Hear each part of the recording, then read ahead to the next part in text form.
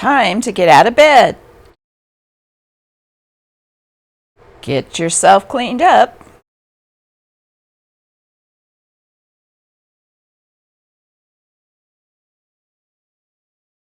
Get dressed.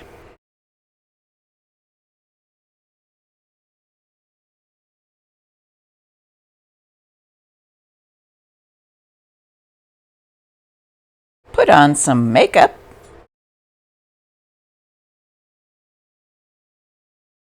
And over your breakfast coffee,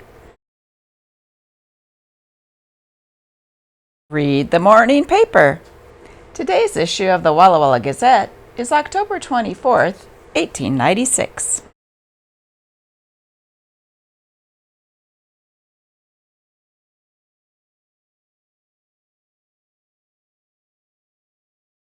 Local happenings. The fast mail at the Opera House, October 26th. Sheriff Gray of Pasco fame was in the city this week. Born in this city October 19th, 1896, to the wife of Joseph La Fortune, a son. A marriage license was issued Tuesday to G. Kenny and Nellie Temple, both of Walla Walla County. It is reported that the home of Frank Taylor on Dry Creek was robbed of $15 in money by burglars Sunday. The money was in the Children's Savings Bank.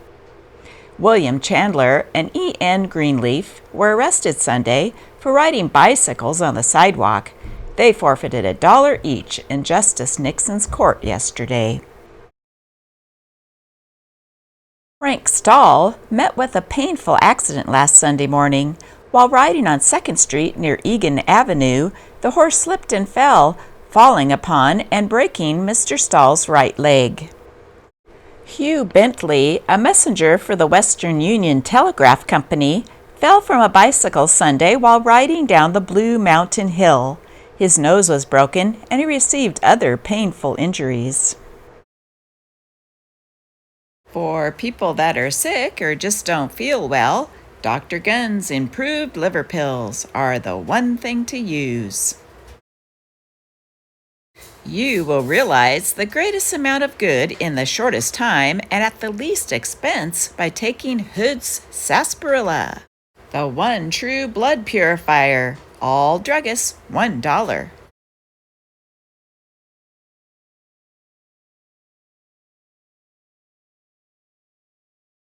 Touchet takings. Cloudy, chilly weather. The fog quite obscures a view of the mountains this morning. A silver rally at the schoolhouse next Saturday night, October 24th. Everybody invited. Sunday school every Sunday at 10 a.m. Mrs. Albert Bynes is quite sick at present. Also, several cases of measles among the children. Work is still going on at the mines with success.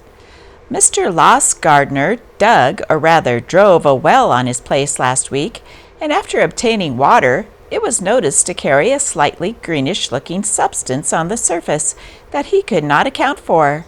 But Mr. Bauer, a gentleman familiar with the oil fields of Ohio, declares it to be petroleum. The well had penetrated a strata of rock, which is always necessary for an oil deposit, and will be further investigated and tested as to the true nature of it. Bloodshed in an Alaska camp. Old Hudson Bay man shot. W.D. Washburn, one of the old Hudson Bay Company men, was shot through the head and instantly killed by Jack Conister, proprietor of the IXL Saloon at Circle City, Alaska.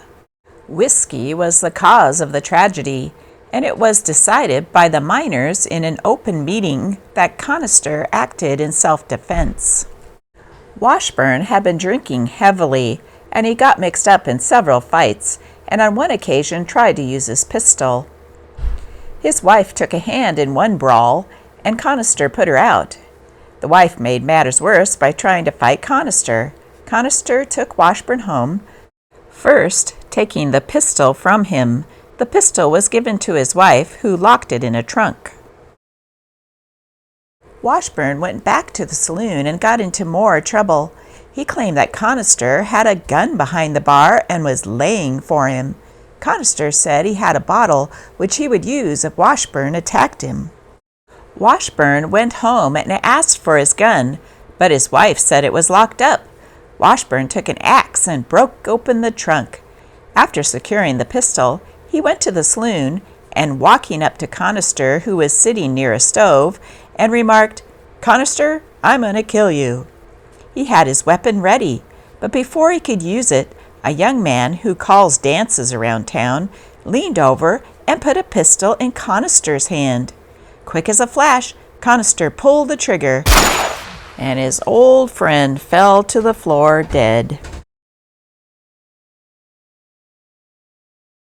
The crowd gathered round as Washburn's blood mingled with the tobacco-stained sawdust on the floor. A man sorrowfully remarked, "I knew Bill would get it some day when he was in liquor." After the public meeting to decide whether Conister was to stretch hemp, the funeral took place. A rough box served for a coffin. This was put in a small wagon drawn by one horse. All the camp turned out and saw Bill buried. Lively encounter with two horse thieves. Many bullets go to waste. LaGrande, Oregon, October 8th. Particulars of a battle between horse thieves and deputy sheriffs in Wallowa County were received by telephone from Enterprise today. A few days ago, two men, George and Henry Smith, passed through the Imnaha with a band of horses supposed to have been stolen and camped on Corral Creek. A day or so afterward, a warrant was issued for their arrest. It was feared they would make resistance, and 5 men were sent out to bring them in. The camp was easily located, and Henry Smith was found in it and captured by strategy. 4 officers went to the camp, leaving the 5th to care for the horses. They carried no arms in sight. The horse thief did not suspect them, and when they asked to see his pistol, passed it over for examination. The pistol was then turned on him, and he was compelled to hold up his hands. He was taken away from the camp and left in charge of 1 officer. 2 officers started out to find the other brother, while 1 was left to watch the camp.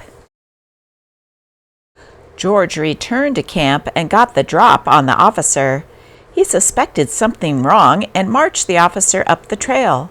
After proceeding a short distance, they met the 2 officers who were searching for him, who opened fire, and it was returned by Smith. None of the shots took effect. The officers took refuge behind a tree, and Smith fired 4 shots at them, 3 of which hit the tree. The officer whom Smith had taken prisoner dropped to the ground as soon as the fire commenced to escape stray bullets. The shooting cooled the ardor of the men somewhat, and they turned their efforts to keeping the tree between themselves and the horse thief. While the horse thief was trying to get another shot at the men behind the tree, the officer who had been left with the horses came up and shot the horse thief. Henry Smith was brought to Enterprise last night and lodged in jail, but George was too severely injured to be moved and was left in camp. A surgeon left Enterprise for camp this morning, and until he returns, the condition of the wounded man will not be known. It is supposed the sight of both eyes was destroyed.